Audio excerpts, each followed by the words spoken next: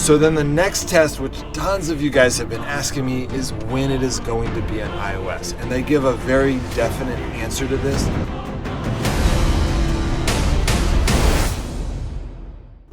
Hey guys, Frostborn just released a Q&A with the answers to a bunch of questions that you guys have been asking me for months and months, and I think they're really good answers, so let's get into them. The first question is, why is the game not available in my country, and when will it be available in the future? This answer is one that y'all have probably already heard from my channel. They want to perfect the game. They want to make the game really good before they release it. They say on here in this second line, most of the time the first impression becomes the determining factor of whether or not we like and then play a game or not. And that is true in the gaming world. In fact, we've even seen that in the closed beta. They came out with an update we didn't like, the door limit, which is the main one, and tons of people left the game. They're like, oh, we're so upset, we hate this. And but Kafir was able to then see that and say, oh, okay, like this is what people hate. And they tested it on a small group, 5% of the world. And now 95% of the world doesn't have that negative taste. A lot of people say they're never going to go back to Frostborn because of some bad update.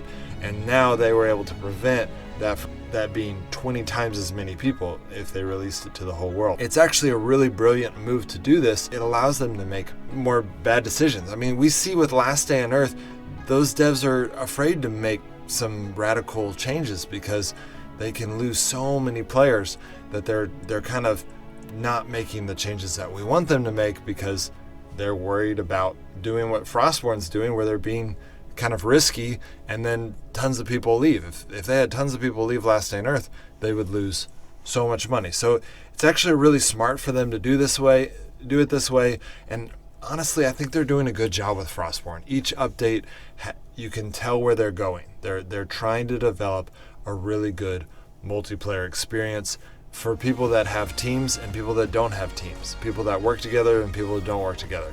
If you're a 1-man, 2-man, 3-man, or 4-man team, they're trying to create it to where you're going to get to compete with other people of that similar team and of that similar level and so on. They're trying to work all of those algorithms for pairing, and that's a lot of work. So this is a really smart idea. I think about some YouTubers have said, oh, Frostborn's dead, we're never coming back to it. And I just think that is a stupid and ridiculous notion, because the whole point of doing a closed beta, 95% of the world didn't experience that bad experience that they did. And so they're like, oh, Frostborn will never come back.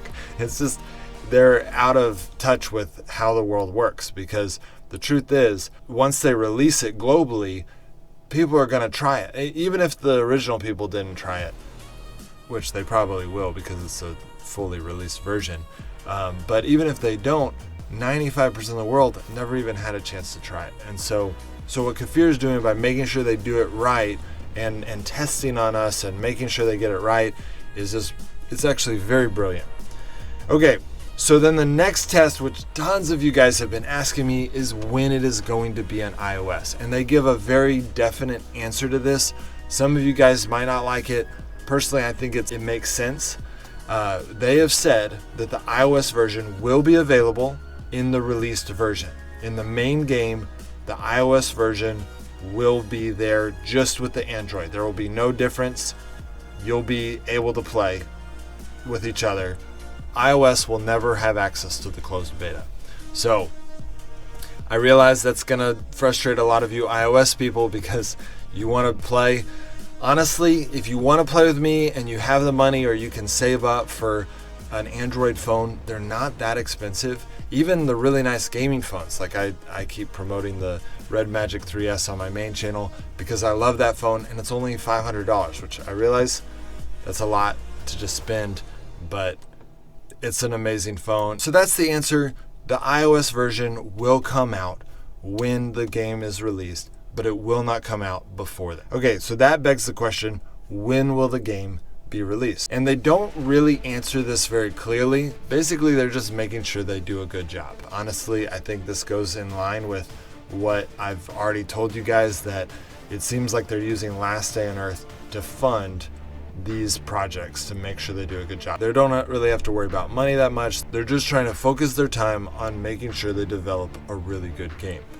I have no clue when that is going to be finished. Obviously, if they want to have a fully finished game to where the northern part behind that gate is open and you have the boat that can go over to Frasia's land or whatever, it seems like it's going to be a long time. Actually, even me saying that, I realize I have a feeling, and I've given you guys this theory about Last Day on Earth, I've given you guys this theory about Grimsoul.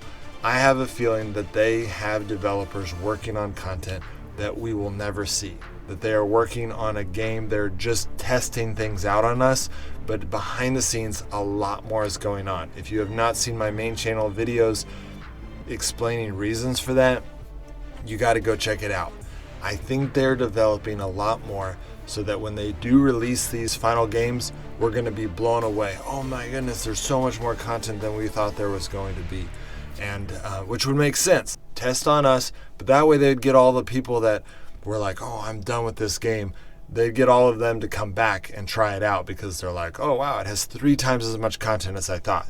So that's what I think they're doing. Okay, so that answers those 2 questions, but they answered some other really good ones. Is there going to be a wipe? This was a big question for Last Day on Earth. It makes sense that people are curious about this. You don't want a bunch of level 99s picking on a bunch of level 1s. And so what they have said is that they are going to be opening up some new servers when the game is finally released so that new players play with new players. But then they're going to keep some older servers with all of our old accounts so that we can still play. Honestly, I'm probably going to start a new account because I want to play the game from scratch again, especially as I'm building my videos. I'm going to rebuild all of my Frostborn videos on my main channel when the game comes out. So I'll probably have accounts on both servers. We'll see. I actually just got a really good teammate in my Frostborn family that has a ton of metal walls, so I don't want to give up on that account, but I also love the idea of starting a new account when the global release happens. And then they answered a bonus question, which personally I don't care about, but I know a lot of you guys care about, is are they going to have servers that are not PvP? If I'm reading into it, they said probably not. They said maybe. They're not opposed to it, but I don't think they're going to, mainly because Frostborn is designed around PvP.